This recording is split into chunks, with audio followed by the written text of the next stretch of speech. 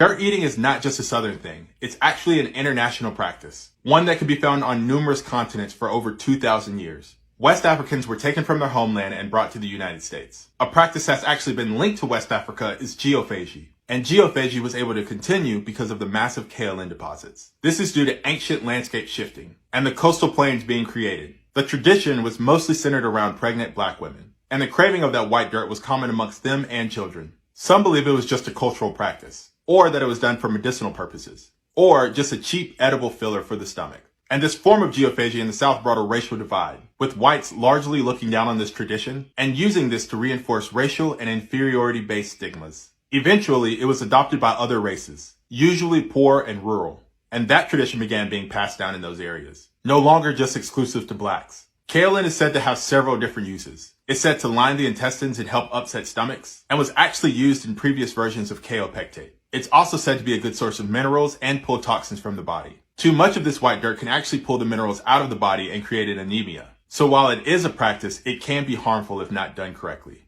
In the past 20 years or so, it even hit the mainstream, with celebrities including it in their eating habits. Though it seems weird and off-putting, it actually has more precedence than it's given credit for. So it's not just a Southern thing, it's a cultural thing. Something that's lost a lot of meaning over time. It may not be your thing, but it is somebody's, and that's okay.